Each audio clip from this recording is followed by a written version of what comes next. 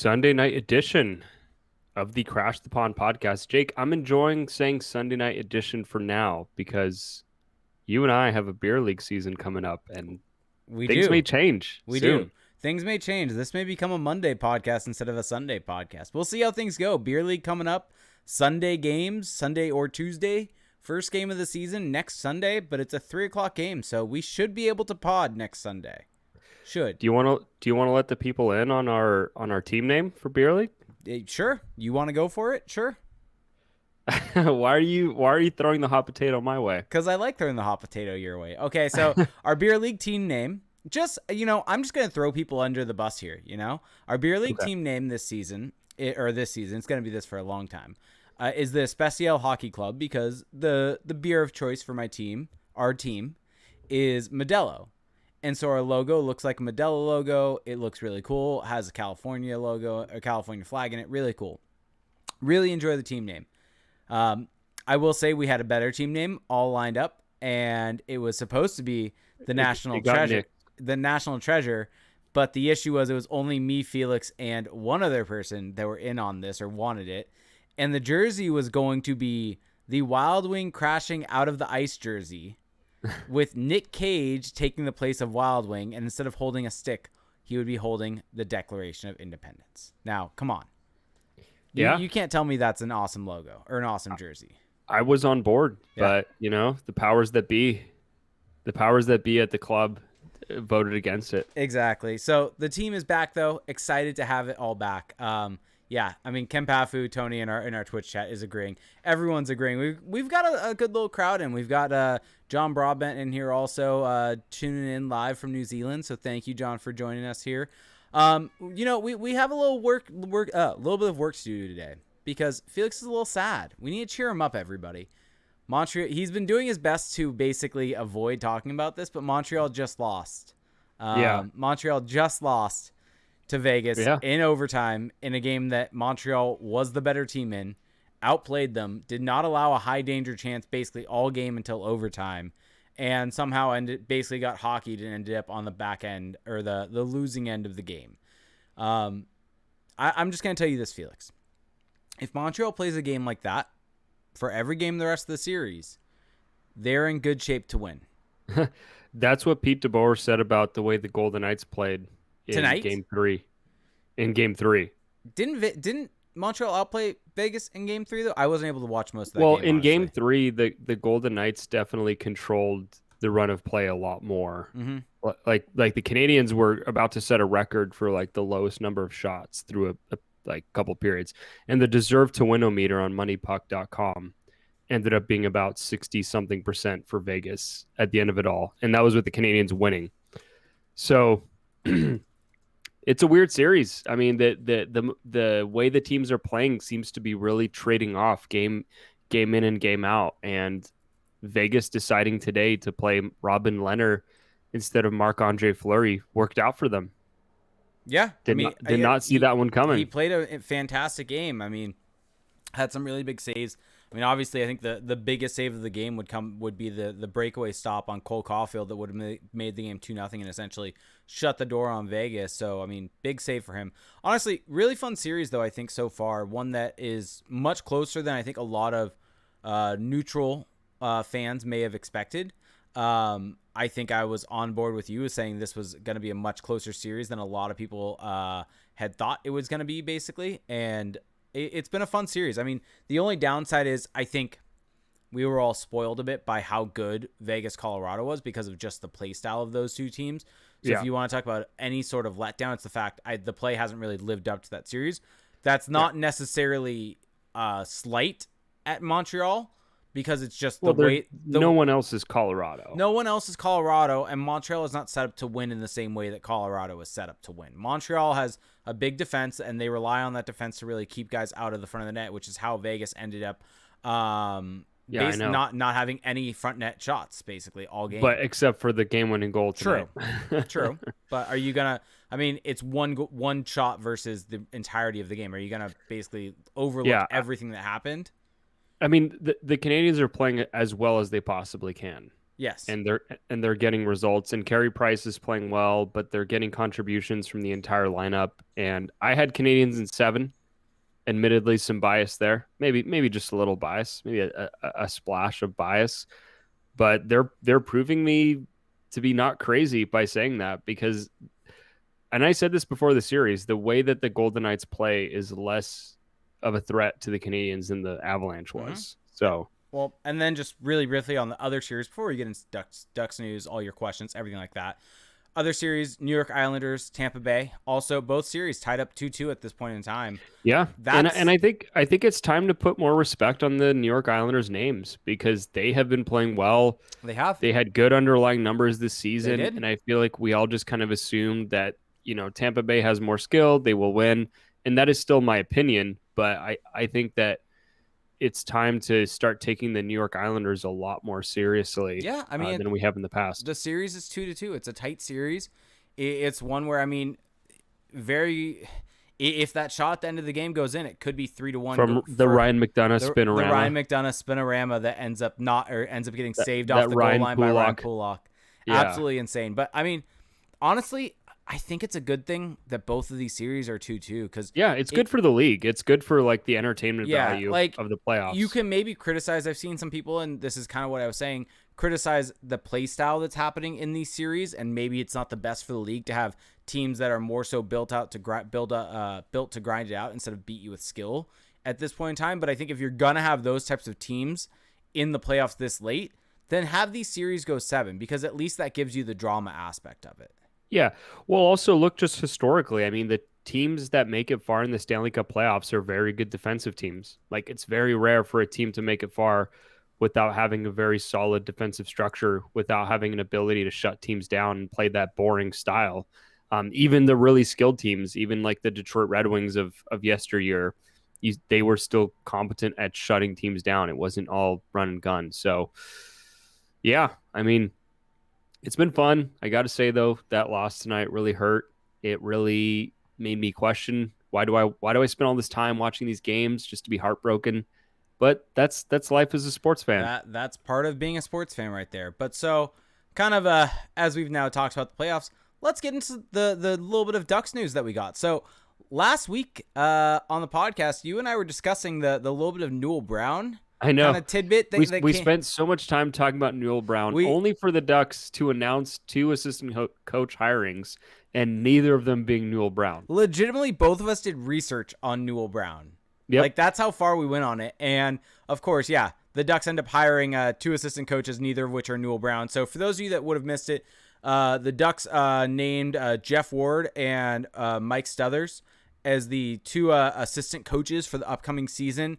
They did not officially fire Mark Morrison and why am I spacing on the other? Marty Wilford. Marty Wilford. They did not officially fire them, but they said they will not be returning to be behind the bench. It sounds as if Wilford may have the opportunity to go back down to San Diego and be in charge of the defense down in San Diego like he was prior to coming up with the Ducks.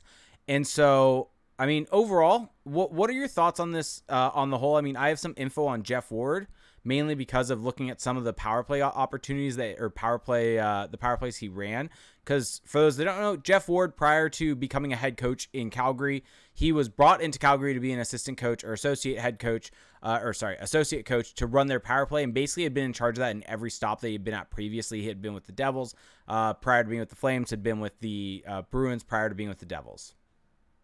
Yeah, so I think there are interesting hires. There's definitely a little bit more credibility. I think that's established behind the bench. Jeff Ward does have that former NHL head coach cachet to his name. And he does have a couple of seasons where you can point to saying that the Flames had a solid power play. And I think that that's an important thing to note. Based on what we've heard, what we've read, a lot of his power plays have featured 4 forwards, 1 defenseman.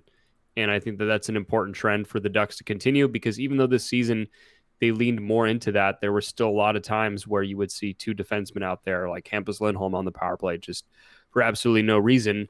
And so I think that this is mostly a good hire for the Ducks. As far as Mike Stothers, I'm a little more mixed on that one. I think that all of the commentary on him is that he's a great kind of locker room guy. Guys love to play for him, and he gets the most out of guys on the back end, and a good development guy. But this is a guy who's been mostly an AHL coach, and Mm-hmm. so a lot of this does seem to be stemming from Dallas Eakins' rapport with him in the AHL, and we've all seen how that's worked out in terms of Dallas Eakins' roster decisions at the NHL level.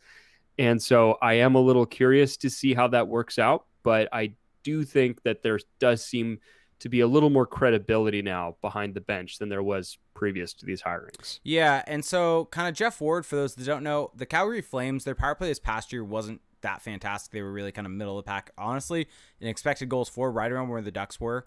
But he wasn't the head coach for them the entire season. They did fire him midway through the season, so I don't really have the data for when he was there and when he wasn't there to see kind of what the change was after he left and after Sutter was hired there.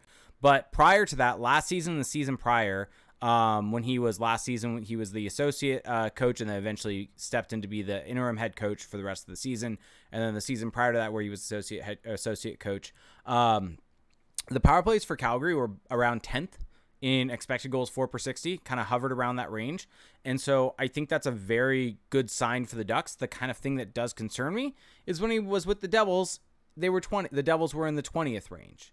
And Bruins, when he was with them, same type of thing. So not really sure if it's more so a personnel issue or if it's a coaching issue. There's a whole lot that can go into kind of the coaching of a power play and different things like that. So we'll kind of see. I think the one thing I'll say is similar to what I said on Newell Brown last week, which is that I don't think you can get much worse than what the Ducks were doing. Yeah. And so I think no matter what, having a guy that's an established guy that has run a power play in the NHL before, because at the end of the day, Mark Morrison had never been an assistant head coach prior to coming to the Ducks in 17-18. So this would have been his fourth season as assistant head coach in the NHL, or assistant. Why do I keep saying assistant head coach? Assistant coach in the NHL. And so as compared to Jeff Ward, who's been an assistant coach in the NHL since 07-08. So this is a guy that has a lot of experience running power plays for a long, long time with the Bruins from 07-08 to 13-14, the Devils from 15-16 to 17-18, Flames 18-19 to this past season. So this is a guy that has been around. This kind of brings, I guess, if Bob Murray and Dallas Eakins wanted to get a guy that had a little bit more experience behind the bench, that's what Jeff Ward does. He has the coaching experience as a head coach now. Granted, very limited about a season's worth of head coaching experience, but a lot of assistant coaching experience in the NHL. The Stothers one is definitely a little bit more perplexing because he was an assistant coach in 10-11 for the Thrashers, 2001 and 2001-2002 for the Flyers. Outside of that, he was an OHL and WHL head coach and AHL head coach. So this is a guy that really doesn't have a whole lot of experience. I guess prior to being with the Flyers, he was an assistant coach in the AHL also. But, I mean, in the past 2 decades, he's only had 3 years of being an assistant coach. Every other year is being a head coach. And so I'm really curious how that's going to play out and where he's kind of going to go with that. Because Defend the Nest, John Broadbent in our Twitch chat, who follows the goals, covers the goals, has a really good blog for the goals. Go check him out. Basically said when he was with the Reign. So for those that don't know, Stothers was the Ontario Reign head coach for the from 15-16 through 19-20, and also was there with the Manchester Monarchs in 14-15 when they won the Calder Cup. But he said Stothers is a weird choice. He seemed like a hard ass with the Ontario Reign. And so, I mean, maybe that's his role with the coaching staff. If Dallas Eakins seems a bit of a player's head coach, a guy that's easy to talk to, maybe a bit of a pushover like Bob Murray seems to think. Maybe Stothers is brought in to be the hard guy for him. Maybe that's the role that he assumes. But I don't really think we really know what Stothers is as an assistant coach because it's been a decade since he's done it. And I think it's a big question mark on the Ducks bench now. I mean, I think overall, I think these are improvements. I think we've seen that. I mean, maybe Marty Wilford, you could maybe kind of key in on him and say, well, maybe Wilford was successful with specifically Cam Fowler, because I think under Wilford, Cam Fowler's game really flourished. But maybe some of the other guys. But Lindholm and Manson both took steps back. So maybe there's something there. So maybe Stothers comes in to really kind of get more out of those guys if they're still here. That's also a big point here.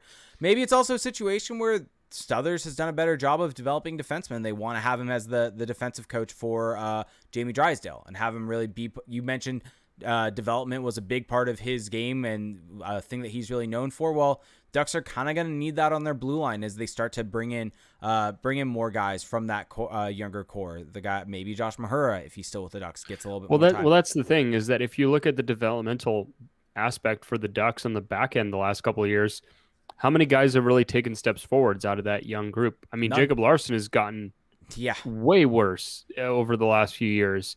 Josh Mahura, even though we think that he should be closer to being an NHL regular, hasn't taken enough of a step for the coaching staff to fully trust him. And you could go down the list. And so I think that maybe that was part of the reasoning for that hire. Now, you could say the same thing about the forwards, is that there's guys who need to develop, but maybe that there's more of a finished product up front that there is in the back end. Yeah, I mean, do you think DB Lowry brings up a good point? Do you think that because of Sutter leaving, maybe Stothers is the guy that comes in to be a bit of that same role that Sutter was supposed to have? But I mean, I guess the difference there is Sutter was not necessarily supposed to interact with the players. He was more there in an advisor role for Dallas Eakins and for Dallas Eakins to consult with, to kind of provide him a knowledge source. And so I don't necessarily see either of these guys as being necessarily the replacement to Sutter, because Sutter was essentially a level above Dallas, and for Dallas to go to for help, not someone working in necessarily conjunction with Dallas Eakins. Yeah, I mean, it's a good point, and I think that you do definitely. I think that they are aiming, it seems, for that good cop, bad cop dynamic, which isn't the worst in the world. Like, that's not necessarily a bad idea. The lack of a full-on NHL track record for Stothers is a little concerning, but at the same time, it seems like enough people are high on him, and at the end of the day, Yeah, it's an assistant coach. It's not like this.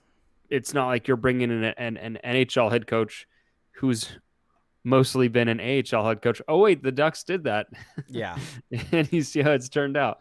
But yeah, I don't know. I'm not ready to say, oh, this is a bad or a great hire. It just seems like it's a fine hire for now. The one thing I guess I will say on Stothers is his Ontario Reign team, and especially including the Manchester Monarch teams, they were all very, very good teams. And yeah, like, we don't have a whole lot of advanced metrics for the AHL, but there were some back then.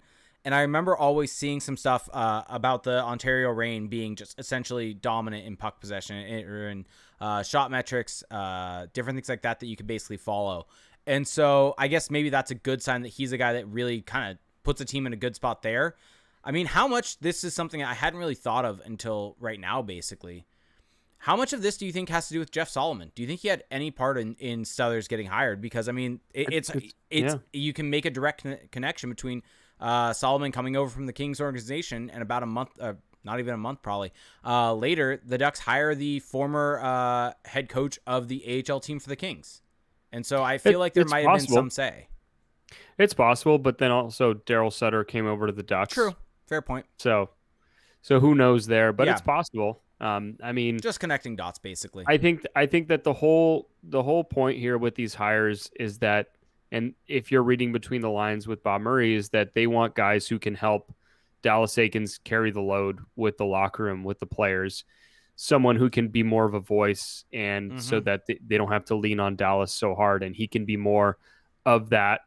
He can be more of that kind of players coach that we've thought he could be, as opposed to having to be everything for the team. Yeah, so we'll see. I think overall these are good hires. I think that's a good way to put it. Like overall, like, it can't hurt to try something different, even if maybe on its face with some research it doesn't seem like that huge of an upgrade. No, you got to consider what you're coming from. And Mark Morrison, I mean, the fact that there were specific quotes in the postseason press conference from Bob Murray where he was talking about, it was either him or Dallas Eakins or someone mentioning that essentially the power play had to be given to Dallas Eakins, and they took it away from Morrison. Like, no, that was Murray. That was Murray. So that's not a good sign for someone when that happens. So when you are essentially going to be freeing up Dallas Eakins to not do that anymore, that's a good thing overall, I think, for the franchise. If you're trying to kind of put this into a perspective of good or bad for the team next season in terms of the on-ice product, I think that this is a good thing for the Ducks for next season just because of that. It's almost like addition by subtraction. Yeah, I mean, they have guys with stronger track records, no doubt, now at the assistant coaching positions. And they've gotten rid of guys who have bad track records now at the NHL level. So it would seem to be logically an upgrade. Yep. So, I mean, a lot of our next questions. So let's just really quickly jump into this before we even get into questions. So for those of you that don't know, this is going to be a very heavy Q&A podcast. I mean, we're kind of in that weird spot where the playoffs are going on. There's not really news to talk about, so it's going to be heavy Q&A. But before we do that, a lot of our questions are going to be about this. So it was put out there this week by Elliot Friedman. It was also confirmed by Darren Dreger, I believe, and Dreger has direct ties to the Ducks organization. I think he's in some ways related to I am now spacing on the guy on the assistant general manager's name. There we go, Dave Nonis. I don't know, forgetting names right now, but he is a somewhat relative of Dave Nonis. I remember that was a thing when Nonis was in Toronto. But Darren Dreger tweeted out a similar thing, that the Ducks are definitely in on Jack Eichel, and pushing hard on him. Elliot Friedman could not confirm if Jamie Drysdale or Trevor Zegras were in the deal, and all that he would really say is that they were not in the deal that the Ducks were trying to get done for Pierre-Luc Dubois. The other kind of news is it's kind of iffy on whether or not the Kings are in on Jack Eichel. You have John Hoven tweeting or reporting that the Kings are saying they are not in on him. They are not talking to Buffalo about him. And then you have Friedman kind of saying, they might be in on him, and they might be pushing out some false narratives there. Yeah, I mean, it's fascinating, and I think before even getting into the merits of the Eichel discussion, which we've already done in the past, but now I feel like we have to keep going because it's only heating up. And I think my opinion has kind of changed on it a little bit the more I've thought about this. The more, honestly, after we did our top 10, we had our Patreon episode where we did the top 10 players in the NHL for each of or made a list for each of us. And after that, I realized just how good Eichel was. Yeah. Well, so I think just kind of the top line takeaway outside of just, like I was saying, the actual merits of the decision is just that I think it's healthy for the Ducks to be this aggressive, because if this is a team that wants to get back into contention quickly, you have this opportunity to do it with Jack Eichel, on a guy who's locked up long term. Yes, there are injury concerns, but he is a guy who can get you back in on the fast track. And I don't think it's a bad gamble to make. I know that a lot of people are howling about the injury, are howling about the backlash in Buffalo and how that's kind of fell out over there. But overall, I think that this is a good avenue for the Ducks to be exploring, because getting a first line center in his prime years, when he's already locked up long term, that's kind of an ideal scenario to turn things around quickly. Well, and so this is one thing on Eichel that I think is fascinating for the Ducks. And this is one thing that I've kind of said, or I've kind of thought through on this a little bit. So first off, Eichel is extremely, extremely good offensively. Previous seasons, just per kind of player card stuff, he's in the like 99 to 100th percentile in terms of offense. And this season, it took a massive nosedive for him, partially probably due to the injury, partially due to shooting talent around him. The interesting thing is, defensively, he was a bit suspect prior to this season, and he saw his defensive game actually jump up into the 100th percentile per wins above replacement. So if he just gets into a situation where he's comfortable again and can produce like he did, he will become, I think, easily a top 10 player in the entire league, potentially top 5 even. If he's able to be in the 100th percentile in both offense and defense, this is a rare type of talent that you don't really have the opportunity to get that often. And so I think that, kind of having said that, the one kind of question mark that I would have is he is going to be 25 years old. So he's entering his prime. He can probably score at his prime level until he's about 30, right? I think we would agree about 30 is when he would start to drop off. So you get about 5 seasons of his prime. How many of those do you think the Ducks are going to be legitimate contenders for? Maybe 2 or 3. So at most. So I think that is the conversation you need to have of, is it worth giving up what we're going to give up for essentially 3 years of Eichel in our prime contending window? And I think that the big thing that's really changed my opinion on this is his contract. Because Eichel is locked up for 5 more seasons at $10 million apiece. His contract expires when he's 30. You're going to get those 5 years. And so not only are you going to get those 2 to 3 years of in your contending window, These next 2 seasons, I think it actually will be very important to bring Eichel in, because even though you're not contending, I think it will be very important for the Ducks fan base to have something to be excited about. And so I think if you're looking at this from the perspective of selling the game, selling the sport, selling the team, bringing in Eichel is important for that. And let's just say after those 5 years, you want to move on, you can.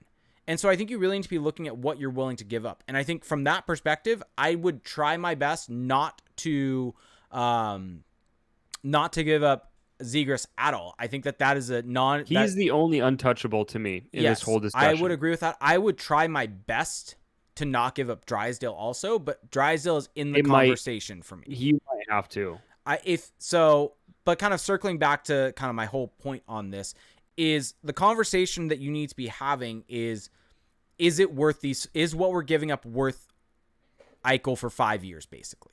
Because that's how long he has on his contract. He could leave after those 5 years. Is it worth it? My opinion, initially about maybe, I don't know, a month or two ago when these rumors started popping up, I originally was like, no, it doesn't. The Ducks should be really trying to build around the core of Zegras and Drysdale, really focusing on that 20 to 21-year-old age group. But here's the kicker with that, and where my opinion has changed.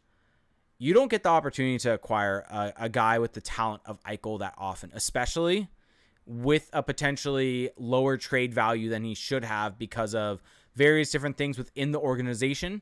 With this potential injury, you could maybe lower the trade value slightly on him.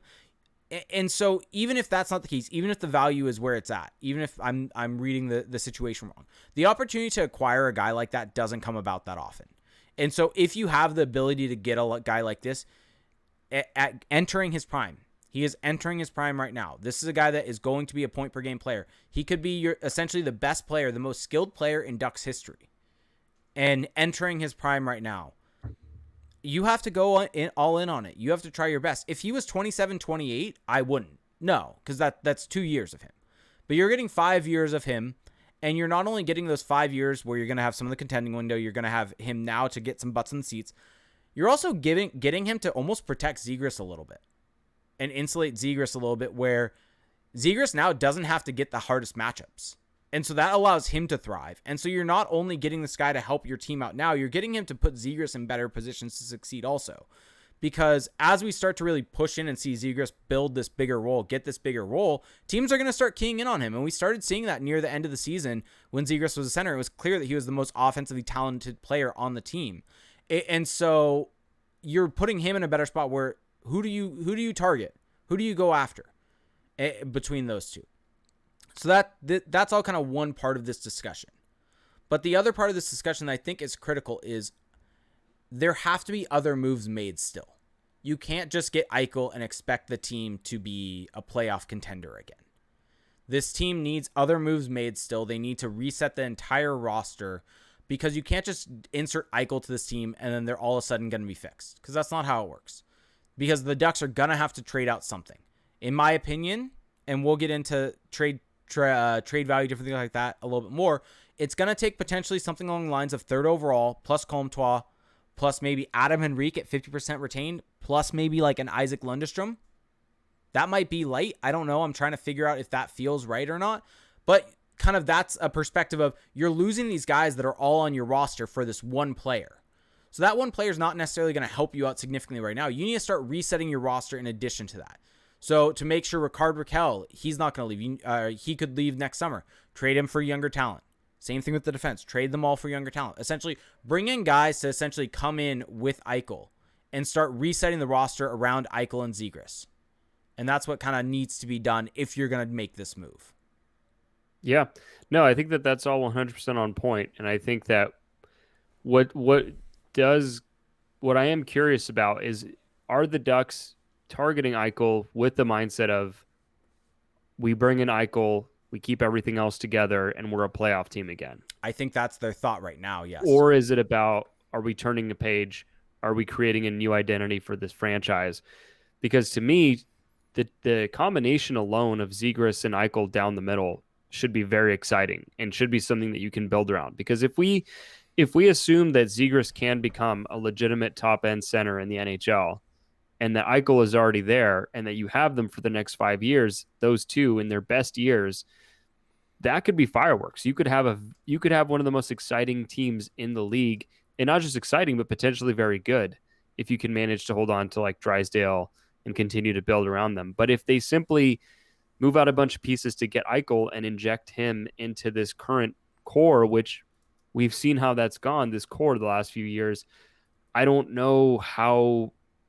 I think that they are obviously much closer to being in the playoffs. Like I think I think if No you doubt. so I think if you add Eichel, they could be in the playoffs next year. I think they Yeah, could. it's. I mean, very clearly their ceiling goes way up. But But is this the core you want to invest in? I mean, look at what happened to St. Louis in the first round of the playoffs. That would be what the Ducks would be next season, essentially.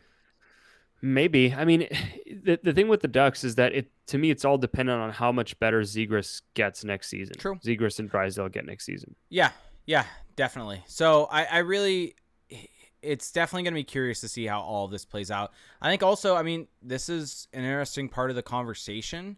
Do you think getting Eichel changes things with, because let's say it's not the only reason why you and I are saying to move on from Raquel, Manson, Lindholm. Their contract is not the only reason why. But it's mainly a value thing from you and I. It's a resetting of the roster. It's everything kind of along those lines. And you and I both agree on this, that they probably, if they're going to resign one of those, it should be Lindholm. But he's also probably the least likely to resign because of he's going to really push to get what he should get in the market value, or what his market value is. So where I'm going with this is, do you think Eichel makes it more likely that a guy like Lindholm would re-sign with Anaheim? Well, yeah. I mean, I think just intuitively, I think that if you have an Eichel around, and assuming that everything goes well, they want to be a part of that. And now all of a sudden you have a reason to stay, because for the pending free agents like Raquel, Manson, and Lindholm, what is there to really, what's pushing you to stay right now outside of just this idea of unfinished business and that you want to turn things around here in Anaheim? I think that for the most part, if you want to go maximize your salary and you want to go maximize your opportunity at winning the Stanley Cup, it's probably not in Anaheim in the next year. But Eichel could change that for them, for at least one of those guys. Yeah. Yep. Definitely.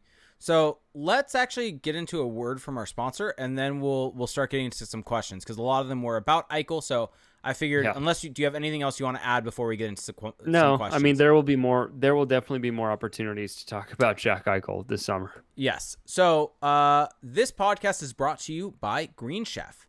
So Green Chef lets you choose from a wide array of easy to follow recipes, perfect for keto, paleo, and plant-powered diets, or even if you just want to eat in a more balanced way. And their expert chefs design flavorful recipes that go way beyond ordinary for a diverse array of meal plans and plenty of options to choose from each week. They make leading a healthier life easier than ever with satisfying home-cooked dinners with options that work around your lifestyle, not the other way. And everything is hand-picked, featuring organic veggies and high-quality proteins delivered to your door in pre-measured and mostly prepped in insulated packaging. And Green Chef is the most sustainable meal kit, offsetting 100% of its direct carbon emissions and plastic packaging in every box, so you feel great about what you're eating and how it got to your table. So Green Chef is a really, really cool product, a really cool company, where they've actually been nice enough to send both Felix and I a couple meals, be able to test different things like that. And I've been eating healthy outside of this past week for the past couple of months. And so it really was perfect for me. It gave you kind of everything laid out. It gave you the calories, gave you the macronutrients. It was really, really awesome from that perspective. And everything was laid out in a really easy way to follow. I feel like I've dealt with so many recipes over the past where I find them just online. I'm going through it, and it's kind of, there are things hidden, things don't end up working out right. And Green Chef does a great job of just laying out everything, putting essentially what parts you have in the meal kit. There's other things like olive oil that kind of you just have already, and they tell you use a tablespoon of it. And it's really nicely laid out, really nicely kind of put together, and it's really easy to follow. And the other thing is, they're delicious. Like, I think that's the biggest part about something like this is you want to eat healthy, but you also want it to taste good. And that's kind of how this is. And the meals are just absolutely fantastic. They're just delicious. My wife has loved them. This is her favorite sponsor that we've had because the meals are just absolutely fantastic. And we've actually kept all of the meals the meal card that they gave us so that we can recreate these meals. And so they're easy to follow, easy to use. You can reuse them over time. So if you want to help out, if you want to try out Green Chef, go to greenchef.com/90CTP and use the code 90CTP to get $90 off, including free shipping. And so that's, once again, greenchef.com/90CTP, like 90 and Crash the Pond, and use the code 90CTP to get $90 off, including free shipping. So Green Chef is the #1 meal kit for eating well. Thank you so much, Green Chef, for supporting the show. Okay, well let's jump into these questions. So, like you were talking about before the break, we have a lot of Eichel questions, and I feel like it was important to preface those questions with what our thoughts are on this whole process. Yep. I will say that just like definitely over the last couple weeks, my thought process has definitely started to lean towards making the big move for Eichel. Yep. Whereas in the very beginning, I was a lot more in the camp of, it doesn't make sense. The Ducks are far away. And there is still merit to that. The Ducks are not a Jack Eichel away, as you were saying. They're not a Jack Eichel away from being contenders. But getting Jack Eichel changes the outlook of the next 3 years. And one thing I do want to address, because it's something people have brought, I think it's a valid point of, from Eichel's perspective, what's the difference between being in Anaheim and being in Buffalo? Because he wants out of Buffalo for a reason, because he's sick of losing. But I think there's probably more to it, honestly. There, obviously, we've heard a lot of things coming out of Buffalo. That a big thing is kind of the discrepancy between the way he views his injury and the way the organization does. And it sounds as if there's just a really big disconnect between him and the organization as a whole, where it doesn't sound as much to me that it's just a winning thing. It sounds as much or more to me like he just wants out of that organization to somewhere new and have a fresh start, whether it's on a team that is ready to win now or maybe needs a year or two. But obviously, I think the team needs a plan, but he just wants out. And I mean, really quickly, let's just touch on that injury, because that's one thing that is part of the conversation. It's a huge part for a lot of people. There was a really good article put out by the SB Nation blog for the Sabres. I think Die by the Blade is the name of it. Basically kind of detailing the kind of procedure for this. And I believe it's a herniated disc in his neck is the injury. And basically kind of saying, yes, there is a risk, but it's maybe like a 5% risk that something would happen and there's a lingering effect on the rest of his career, which is no different than a knee surgery or a hip surgery. It's no different than any of a normal surgery that a player could get in their mid to early 20s. And so while, yes, there is a concern there and he could be out for 6 months, I don't think the concern is that warranted in terms of long-term impact on the player. There could be that, and so maybe there is a little bit of buyer beware there, but it's just not enough of a concern to me to really scare me off from this deal. I think the potential impact that he can have, the kind of skill level he has, like I said, he could be the most skilled player the Ducks have ever had if they get him. I mean, he'd be way up there. I don't know. I mean, Paul Kariya to me is still he'd be number one. He'd be up there with Kariya, with Solani, with Getzlaf, with all those guys. Yeah, exactly. And so, I think it's unfortunate because a lot of people around the league that don't watch him on a nightly basis, Buffalo, don't view him that way, because there is a bit of a stain there with how bad the Sabres have been, with some of his own reactions, some of his own demeanor in his interviews, especially at the end of seasons. But if you just are judging him on how he's played, he is one of the very best players in the NHL. And it's important not to get caught up in the narrative of everything that's surrounded the Buffalo Sabres. Yep. Because I think a lot of that has been outside of his control. Yep, definitely. All right, so let's get into these questions. So let's just, the Eichel ones, let's just kind of try to hit them quick. Some of them are simpler, some of them are not. Moose Duck 93 asked, will the Ducks get Jack Eichel? Very, very, very to the point. Do you think the Ducks get him? Yes. I'm going to say yes. I think that where there's smoke, there's fire.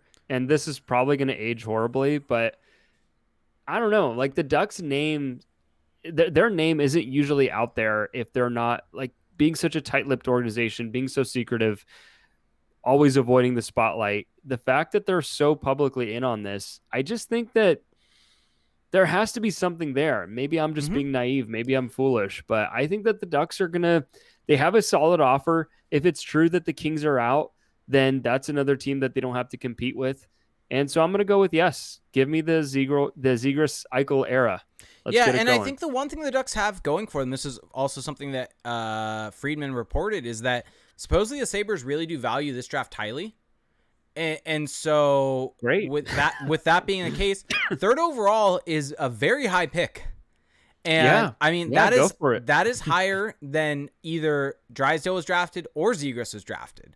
So kind of, I think a lot of people kind of, when I've been throwing out there my trade perspectives, they're like, it can't happen without Zegras or Drysdale. I'm like, well, from the perspective of this is a third overall pick and the Sabres really do value this draft, like that is a higher value player than Zegras or Drysdale in that perspective. I mean, maybe they don't view it that way. Maybe I'm overstepping there a bit, which is possible. But third overall is not anything to scoff at. It's not just saying first round pick. This is a third overall pick, which is very different. Especially for them, the combination of 1 and 3. Correct. Is And big. so I think when you see like Byron Bader put out a tweet that said it would take a first round pick, A-level prospect, plus a roster player, I think that conversation changes slightly because of where the first round pick for the Ducks is.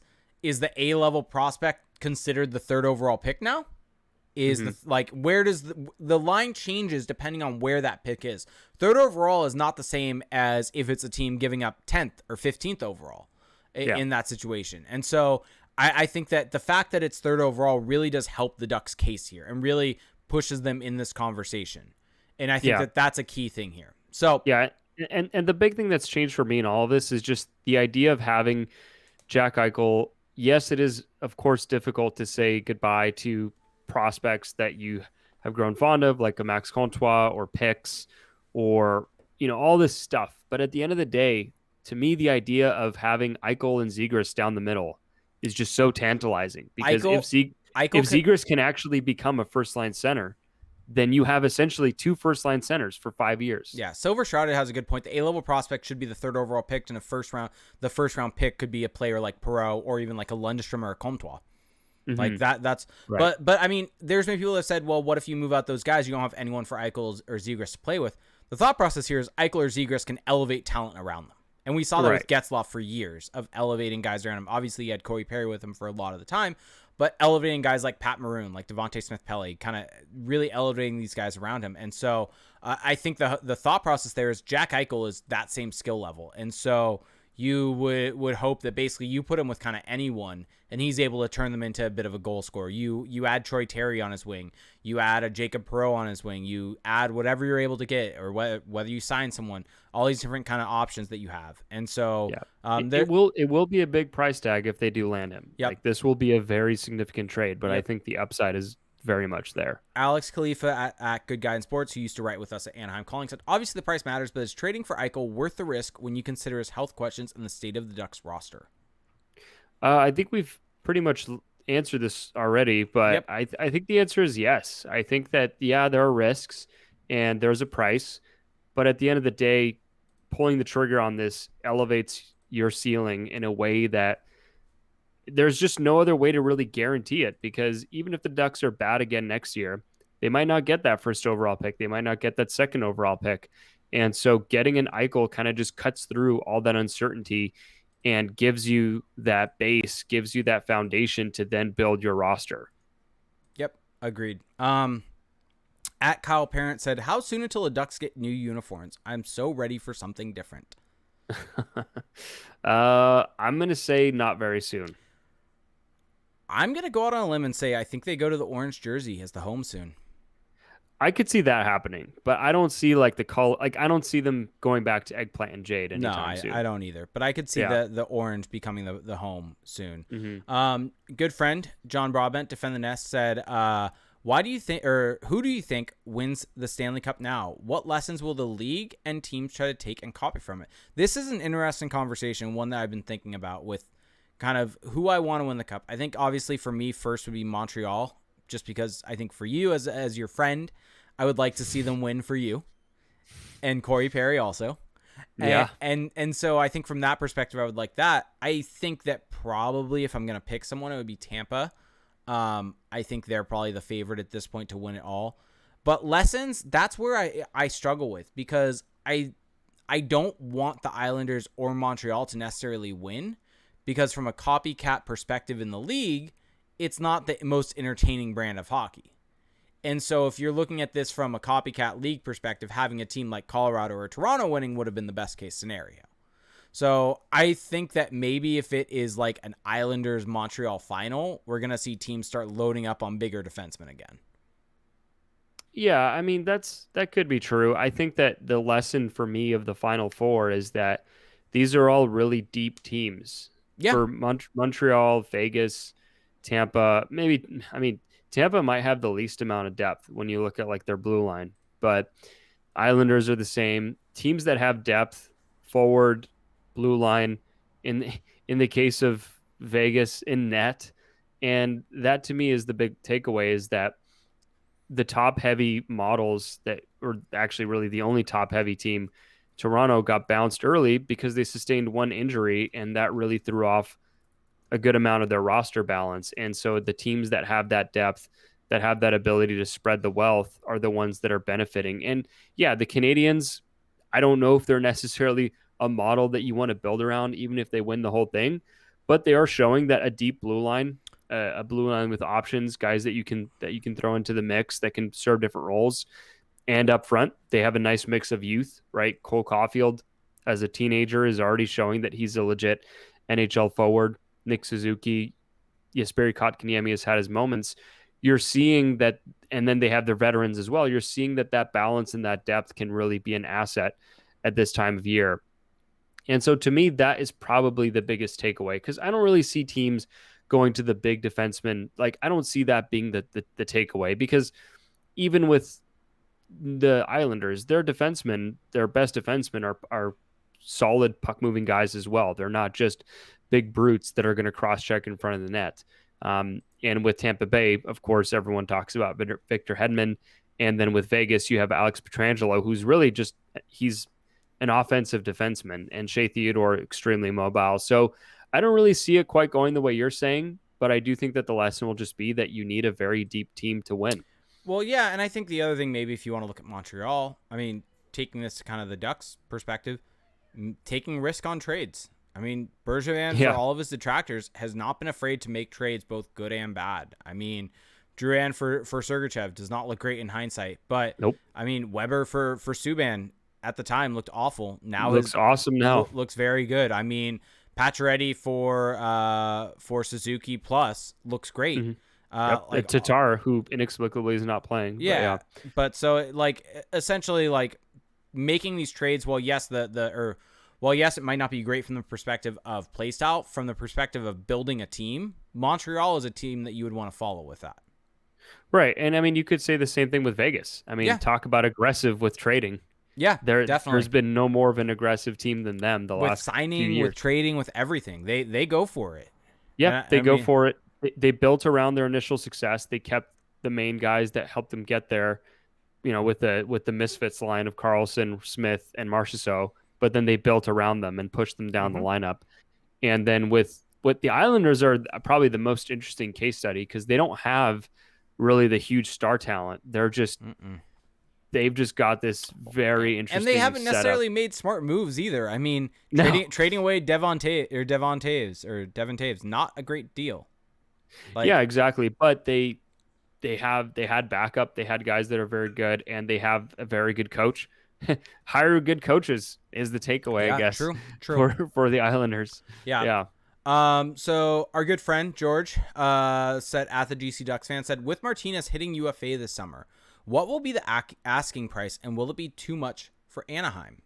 So Martinez? Yeah, Alec Martinez. So just here kind of for you, from Evolving Wild, their contract projections. I had this all keyed up because I knew this question was coming soon. So their predicted term is 4 years at $5.84 million. Stay away for a 34-year-old defenseman. Yeah, no, for the Ducks, it would make absolutely no sense to go for Alec Martinez. Yep, even if he has played better of late, 34-year-old defenseman on a 4-year term, stay away. Stay away completely, stay away. Like, the Shattenkirk deal, I was fine with, and I'm still fine with, because he's being paid under $4 million. Mm-hmm. Like, if that was up around 5.5, that's where I would have an issue with it. Yeah. So let me run you through these moves. So this comes from Kyle Parent, who has had a couple different things, but he says, I just want to see some action this offseason, and took a screenshot of essentially a projected roster for the Ducks next year. And he basically took the text that I sent you that you decided to quote or screenshot and tweet out of essentially resetting the Ducks roster, and took that a whole another level further. Oh yeah. He went insane with it. I love it. Let's just run through it. So this is a complete reset for the Ducks. One of them I don't necessarily agree with is, so he has the Ducks signing Frederik Andersen to $5 million, and there's a reason for this. $5 million a year contract at 3 years, 3-year term for it. David Savard at 1 year, $6.5 million. Nick Foligno at 1 year, $6.75 million. 1 year of Ryan Getzlaf at $5.75 million. Let me double check that I'm reading these. Yep, those are all correct. I just wanted to make sure that was right, because those seem very high, and I would be surprised if any of them get even that high. But the trades are the fun part.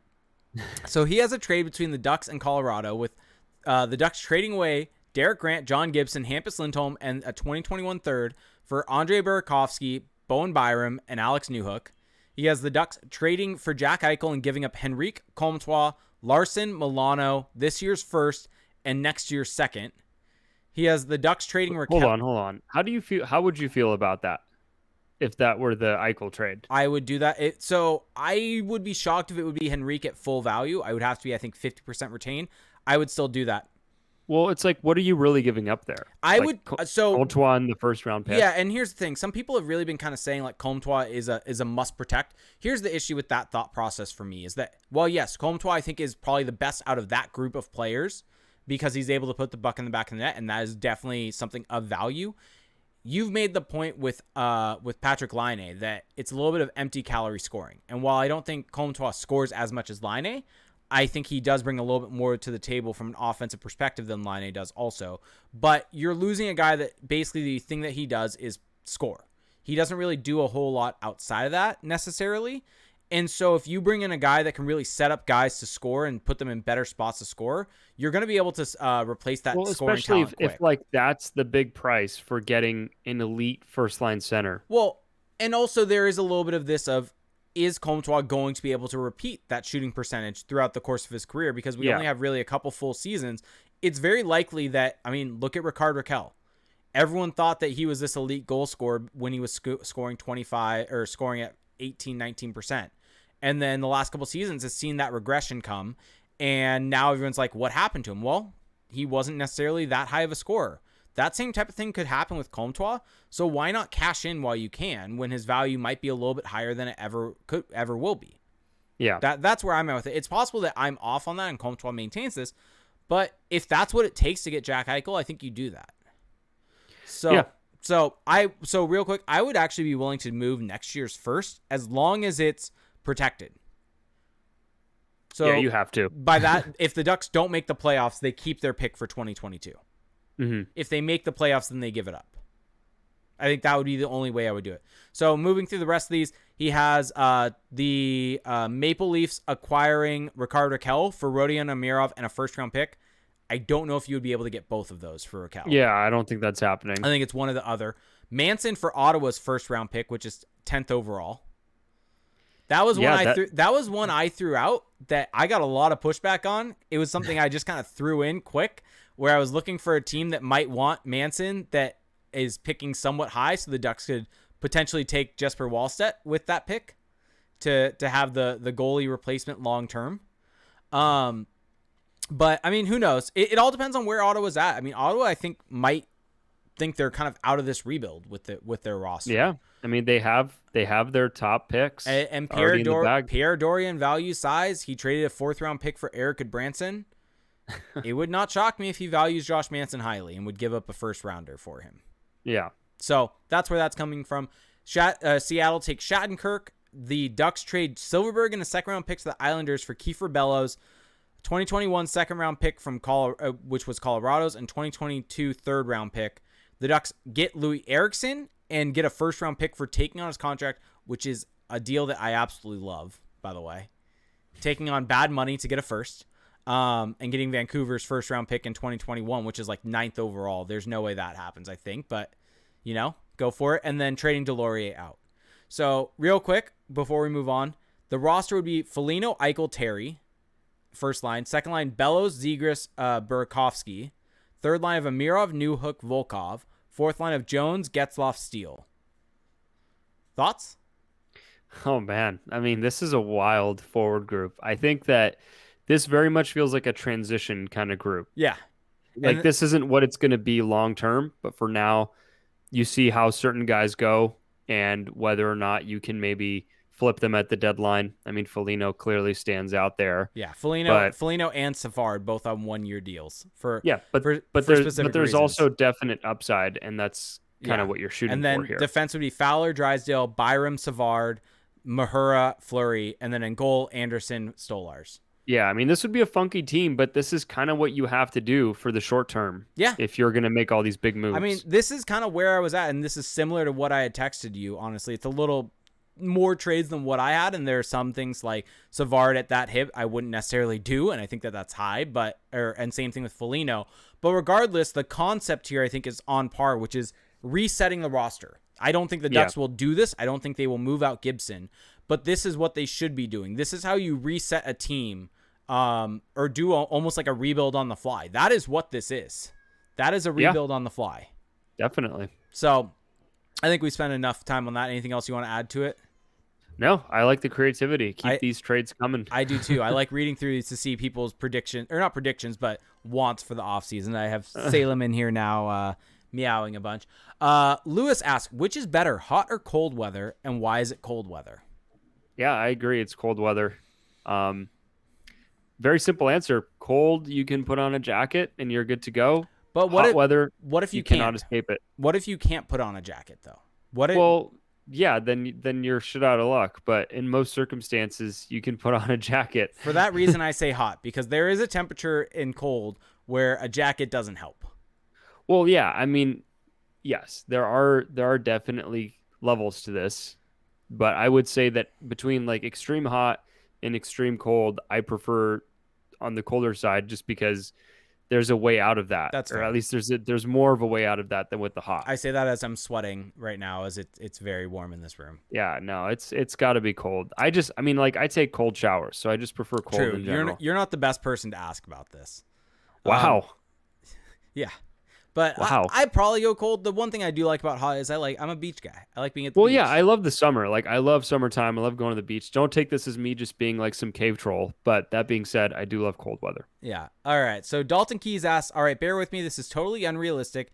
I mean, Dalton, we just ran through Kyle's list, which we both love, but it's completely unrealistic. But he's like, I'd like to call this my reality-based dream lineup for next season, and wants to know what our lineup would look like. So here's his lineup. Silverberg, Eichel, Raquel, Milano, Zegras, Terry, Bobby Ryan, Ryan Getzloff, Corey Perry, Jones, Lundestrom, Volkov, and then on defense, Lindholm, Manson, Fowler, Hockenpah, Fleury, Drysdale, Gibson. So the return of Yanni Hockenpah. I like how that was the return, not Bobby Ryan or Corey Perry. It was Yanni Hockenpah that got Bringing the return. back Yanni Hockenpah is the most out of the box thing I've seen on this list. Sure. But what do you think of that? And what would you want what would the lineup you think for the Ducks look like? So just among this group of forwards? What do you think about that list of forwards and that defense? I mean, I think it's definitely closer to being a playoff team than what they had this season. Mm-hmm. I mean, look at the way Corey Perry's playing right now in the playoffs. Like he still looks like a very effective forward. I thought he was maybe the Canadiens' best forward tonight in Game 4. And so, Bobby Ryan, I think, is definitely more of a nostalgia pickup than he was good in Detroit this year. Yeah, I mean, good might be a little bit of a push. He was good. He was going to get flipped at the deadline for actually something until he got hurt. I don't know. It seems just looking at the stats that may have been more of a shooting-driven thing possible than like his actual play. I'm just remembering people saying he was going to be flipped. Yeah, I mean, he was 46th percentile in terms of WAR this season. Okay, so fair enough. He was fine, but like Corey Perry, I think is still an effective player, whereas Bobby Ryan might just be more for the hell of it, which is totally fine. And then Sonny Milano is an interesting one because we just don't know. We don't know what his health status is. There's been very little information put out on that. which in typical Ducks fashion, just makes things harder to project. But if he comes back at full strength and he's able to get back to where he was, then yeah, he could definitely be an effective part of a top nine. Jakob Silfverberg on the first line with Eichel and Raquel. I don't know how much I love that, just because I mean, in it theory, gives a shooter. It gives another shooter. yes, Silverberg should be able to meet that role, but the way he's kind of been declining and his injury Mm-hmm. issues, I don't know if he can handle those kind of minutes anymore Yeah. playing next to a Jack Eichel. Um, but Milano Zegras Terry could be a lot of fun. And Yeah. then Jones Lundestrom Volkov is kind of I It's a think it's a it's a fine fourth fourth line. line. I Like it's mean, a fourth line. Yeah. you don't have Derek Grant there anymore. You don't like it's a good thing from that perspective of this is a better fourth line than what the Ducks were rolling out previously. I also want to say something Uh-huh. for everybody that's listening on Monday. So on this day, I just saw this pop up on Twitter from the account Today in Anaheim Ducks History. So June 21st, 2017, the Anaheim Ducks trade Shea Theodore to the Golden Knights God, for why? future Why? considerations. Although, granted, I was the one. I don't think I ever tweeted this, but I just put it in Discord and texted it to you. Though JFresh has his new war timelines, and so I did a comparison of Montour and Theodore, and it hurts. Yeah, it's not great. It's not. But yeah, so happy Theodore versary, everybody. Yeah. Thanks. No, looking at this lineup, it's funny. It looks so much better than what the. I mean, it's funny how once you like actually put a competent fourth line and resets everything, no Derek Grant, it really helps out a lot. The defense, and granted, it depends on how Lindholm Manson are, if they are there, how that kind of works out. I think at the end of the day, the difference I would have in my personal lineup is I wouldn't have Raquel or Manson in there. Well, yeah, because they would be gone. yes. So, yeah. So as we keep moving on, Sean at Sean Siebold said, in hindsight, what is one trade you would have made between the Canadians and the Ducks at the deadline? Make it semi-realistic. I've got one, but I'm gonna let you go first. I mean, I have an easy one, and it might be the same one you have. Just Raquel for picks. Oh no, that I mean, wasn't the one I was gonna say, but sure. I mean, watching the Canadians in these playoffs, they would definitely benefit from a Ricard Raquel in their lineup, because they don't really have a ton of wingers that can create offense on their own. And I mean, it's great that Cole Caulfield is playing as well as he is, but the fact that he's sticking out so much in this lineup isn't the best sign either. And so I think Ricard Raquel would have definitely helped that. The Canadians they have a ton of draft picks, and so that would have been an easy flip to me. Now, of course, there are cap complications for Montreal, but that would have been one that I would have liked to see, and I think it would have made sense for both sides. Yeah, the one that I had this actually popped into my head after we after we did our watch along earlier on in the week for game 2 of Vegas Montreal. But what if Vegas had gotten Ryan Getzlaf, or sorry, not Vegas? What if Montreal had gotten Ryan Getzlaf instead of Eric Staal? Because that was actually talked about. Yeah. Supposedly he was asked to waive his no move clause, and he didn't want to go to Montreal. But what if it's Ryan Getzlaf instead of Eric Staal on that line? Oh, don't say that. That just makes me depressed. Would you have done Ryan Getzlaf for a first? No, I wouldn't have. But I gotta say, I would rather see Ryan Getzlaf there than Eric Staal, even though Eric Staal had a good game tonight. That would have made a difference for this current team. So, but yeah, in that perspective, though, a first round pick would have been worth it because it could have pushed them. It could potentially be 32nd overall. That's true. I mean, that's the thing is like you hear first and you think, that's not worth it. But you make a good point. And the thing is, Ryan Getzlaf in that role, as opposed to the role he was playing in Anaheim, would have probably been a lot more effective. So, yeah. Man, I don't want to think about this. Let's move on. Okay. This is hurting me. Matthew Bernier said, considering the way Perry is playing tonight, and this came during the game, can you guys talk about how good he is? So, #Perry's still good, folks. He was really good tonight. And like the thing with him that I love is that he's playing his heart out. And I don't like to dole out the, kind of character stuff and the platitudes, but he took a gnarly stick to the face last game. His face just covered in blood. His nose is and he's jacked. Just still out there trying to get it done. Should have been a penalty.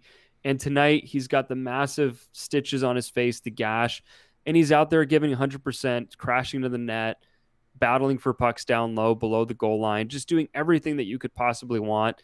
And he's still got some hands around the net, and he's still able to enter the zone. And it's just, I don't know. I'm very impressed by Corey Perry in this playoff run, and he's turned me into a fan of his, honestly.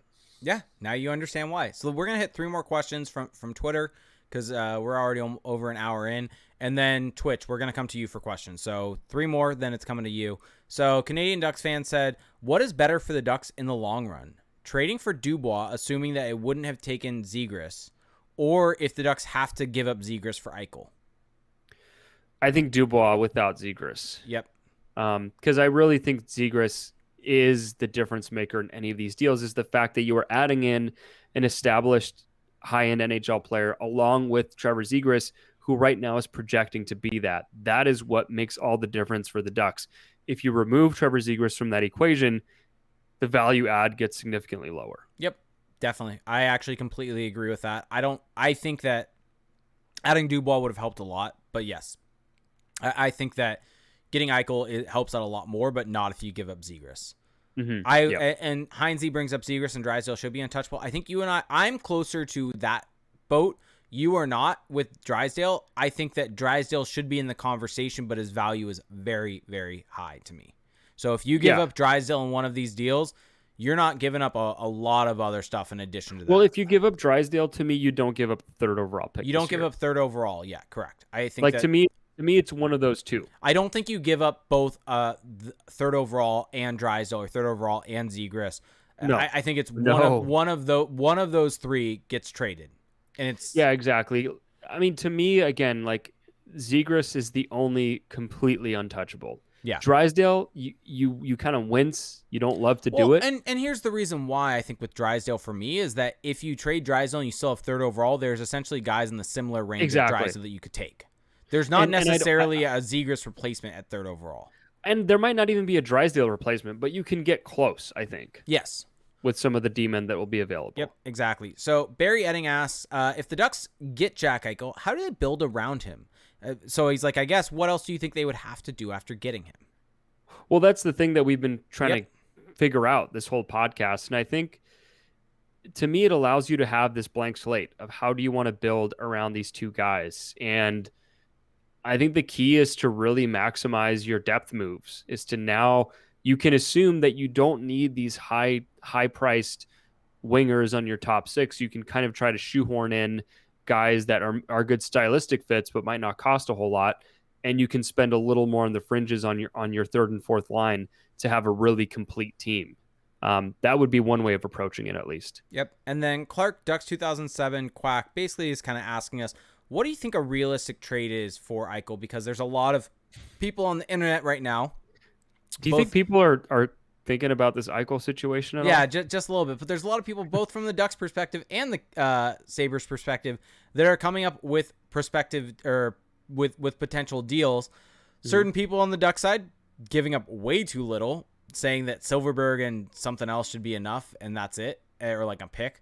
And then people on the Sabres perspective saying that the Ducks need to give up Zegras, Drysdale, and 3rd overall to get Eichel. So obviously there's people on both ends of the spectrum. But what do you think a realistic ask is for him? I think it's definitely going to take a premium asset. Like, it's going to take, assuming that Zegras is off the table, which we don't know if he is because no one's actually confirmed that. It's going to take one of those high-end prospects or that 3rd overall pick, an additional pick, a roster player to make the money work, and then maybe another prospect. Like, it's going to take a pretty significant package to make this happen. And I think it's going to, if the Ducks are going to pull this off, it's going to make a lot of Ducks fans really question, wow, that's a lot to pay for Jack Eichel. Mm-hmm. But I think that's just the reality of this current market. Yeah, I think Byron Bader kind of had a very good way of summarizing it, of being a 1st-round pick or a high-level, A-level prospect plus a roster player. Yeah, and that's that's the starting point. Yeah, and so I think from the Ducks' perspective, I think 3rd overall is kind of a mix of the A-level prospect and the 1st-round pick, and I think you're able to maybe bring down that prospect level slightly and make it a Comtois or maybe like a Jacob Perreault, maybe a Braden Tracy, depending on where they view him. And then the roster player, I think you can maybe it has to be Rickard Rakell. If that's the case, then sure.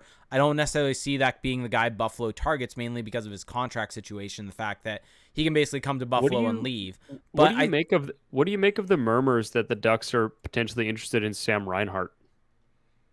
I honestly don't know enough here. Let me look up Sam I Reinhart. mean, he's a good forward. I mean, he's a good forward. He has a bit of a track record of being a good player, and so it's something that I think is interesting. It seems as if he's essentially almost going to be a bit of the runner-up for in the Jack Eichel conversation, essentially just because basically everyone's going to be talking to Buffalo anyways. It feels like Sam Reinhart's almost a little underrated at this point. Yeah, I mean, he had a really good season. Now I'm kind of looking at some stuff. He was in the 90th percentile in both offense and defense from a including shooting this past season. From a play driving perspective, let me take a very quick look at this.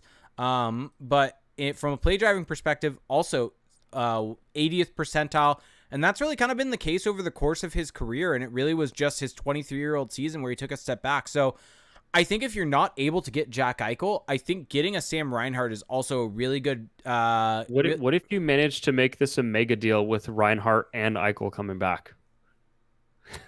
I don't even know what that looks like. Yeah, I mean, the thing is whether or not Reinhart, that's what a lot of people are asking, is whether he can play center or not.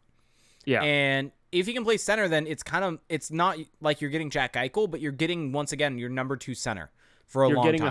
You're getting a high-end NHL forward. Yes. And so you might not have to pay as much. While it may not be as sexy as getting Jack Eichel, I think it would also be very valuable to this Ducks franchise. Well, and he's 25, so he's... It's the same time frame as Eichel. I think, isn't he an RFA this summer, though?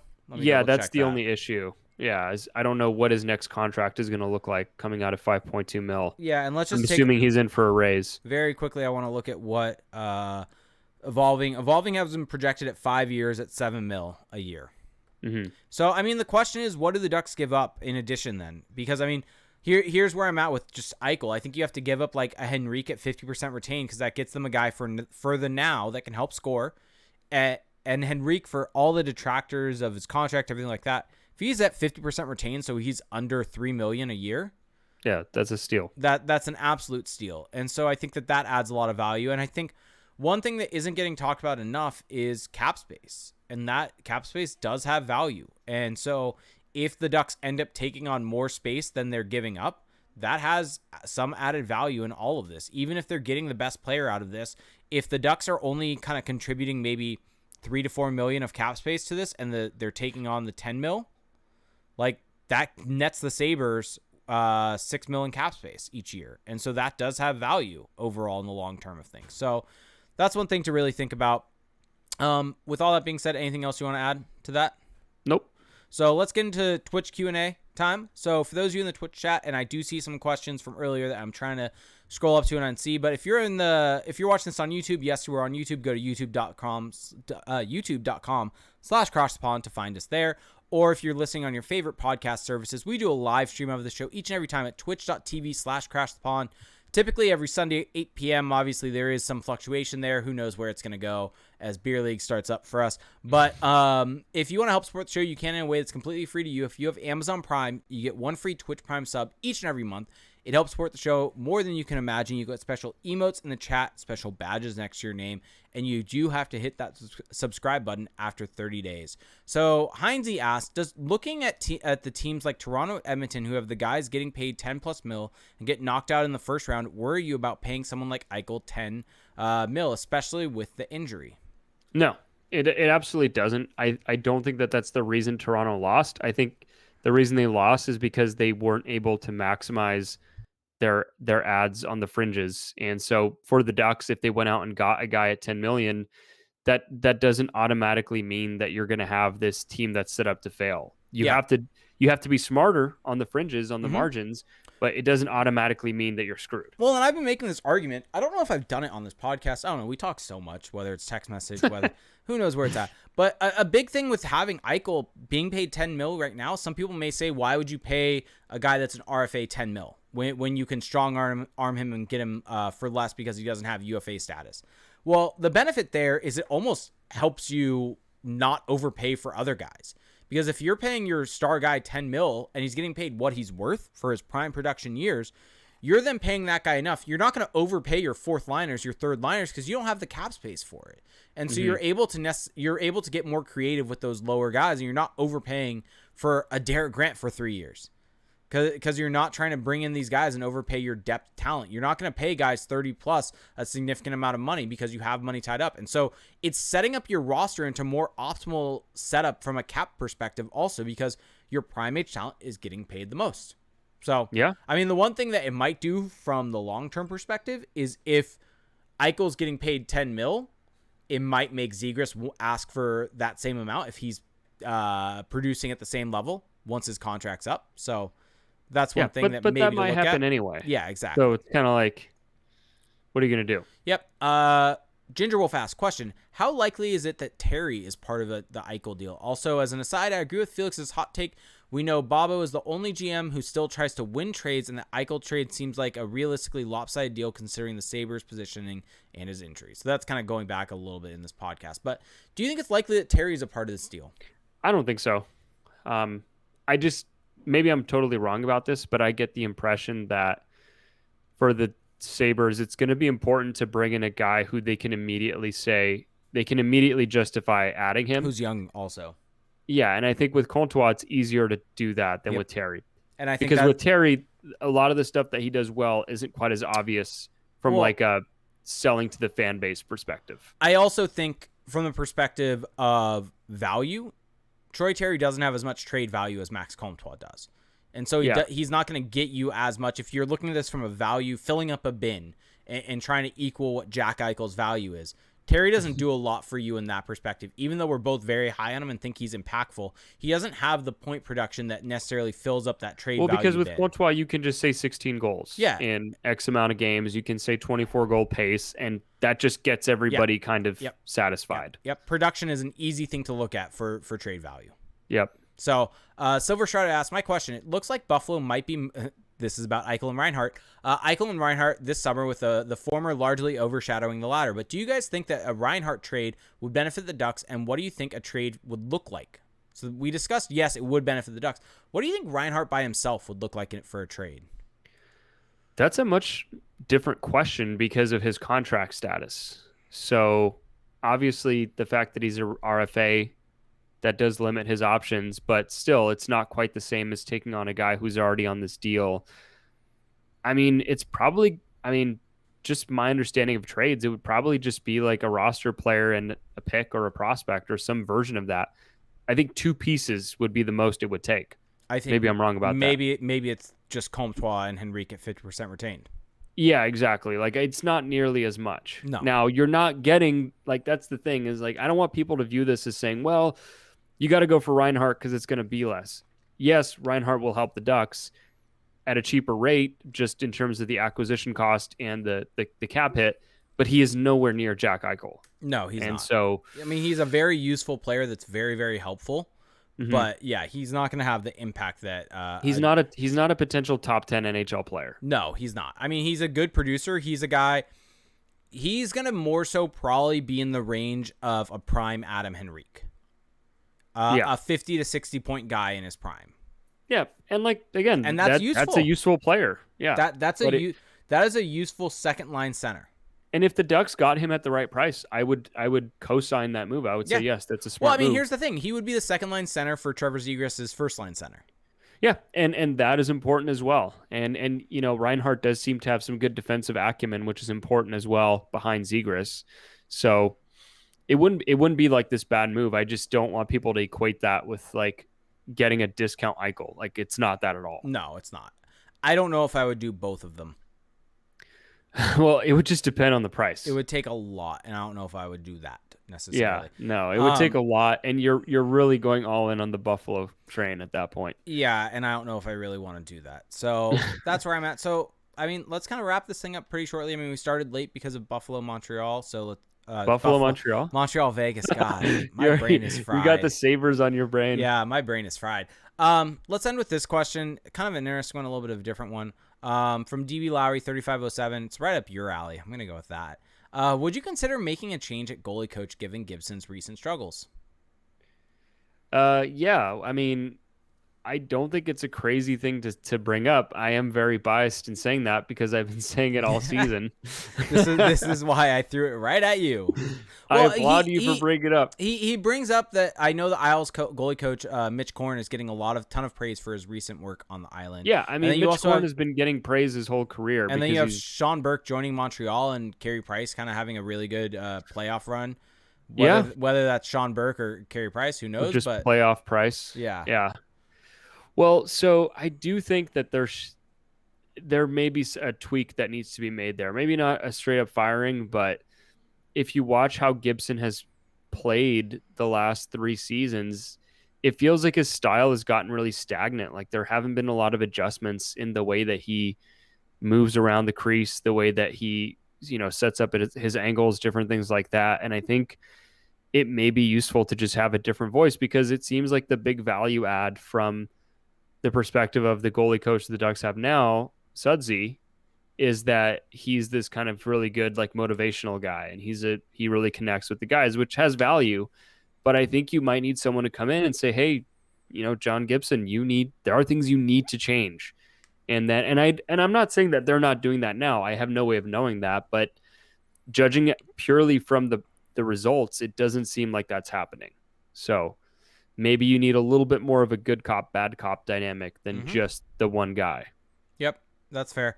Sorry. Let's end with this one. Silver Shroud said, question, but not a question.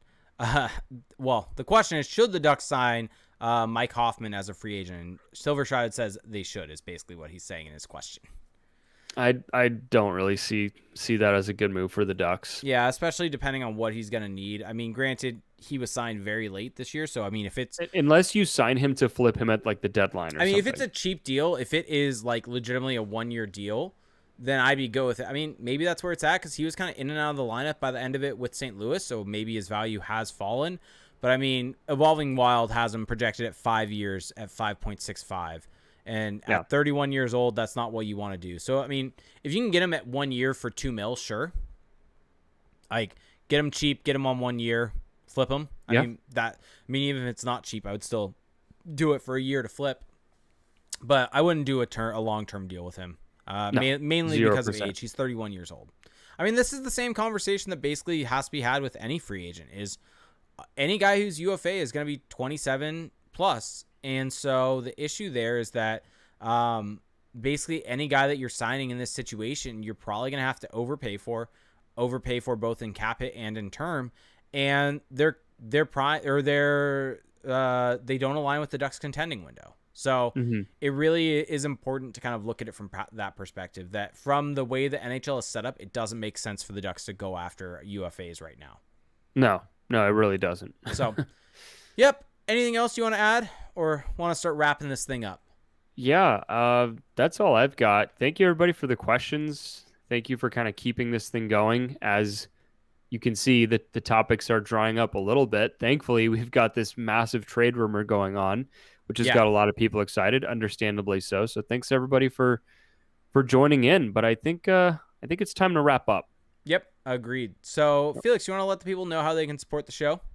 Yeah. So if you've been enjoying what we're doing here, if you've been enjoying our weekly podcast, there's a few ways that you can support us and help this thing keep going. So one of the main ones is at our Patreon page. So patreon.com/crash the pond. So we have 3 different tiers there of support, monthly pledgeships. So basically for $1 a month, you get access to our patrons only Discord chat, which is a ton of fun, especially this time of year with the Stanley Cup playoffs and with just all the different breaking news that happens with the Ducks or surrounding the draft.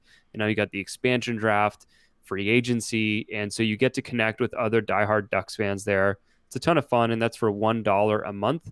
Now, for $5 a month, you also get access to 2 bonus episodes where we'll do league-wide topics. We'll go further in depth on the Ducks. So our most recent episode, we did top 10 NHL players, which I think has helped us kind of have this conversation about Jack Eichel because we got to review all the top end talents around the league and really kind of decide where we stand on them. So that's for $5 a month. Now for $15 a month, you get access to everything I just talked about. And you also get access to 2 live watch alongs a month. So for the time being, for the summertime, we're doing viewings for NHL playoff games. So we did Montreal Vegas this last week. That was a ton of fun. But during the regular season for the Ducks, we'll actually do 2 live broadcasts of a Ducks game, giving you an alternative feed to what you get from your usual commentary team. And we give you more stats, more analysis, just a bit of a different feel. We also give you some good humor as well. I think it's good humor at least. And all of that is at patreon.com/crash the pond. Now, if you don't want to spend any money, it's totally fine. You can leave us a rating and a review on Apple Podcasts. All you got to do is search Crash the Pond, and you can easily do that, Jake. So I don't know if we have any new reviews this week. No, the one that is there we read last week. So Yeah. Yep. But if you do leave a review, we will read it on the show and let everybody know, because we really do appreciate those, and they definitely help grow the show. Now, you can also find us on Spotify. You can subscribe to us there. Spotify's gotten a lot better, I think, for podcasts in the recent months. They've made it easier to follow new episodes, so you can definitely check us out there.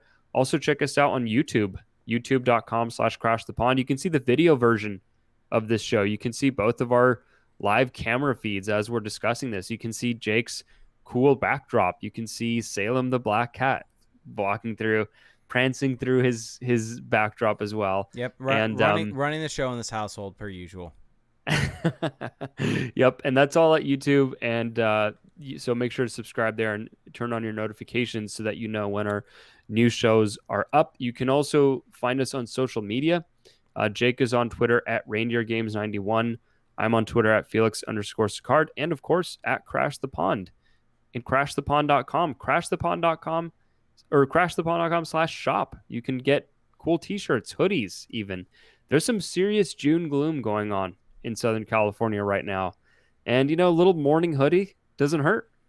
Doesn't hurt, Jake. So go check that out at our website, crashthepond.com. Yep. And I think that's probably, anything, I wanted to add this. One thing for the watch along that someone mentioned for next month.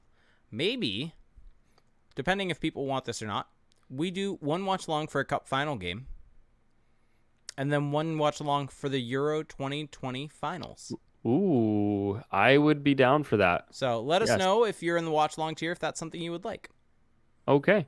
Well, there you have it, folks. Thanks, everybody, for joining in this week. And we will talk to you a week from now. Have a good one. Bye.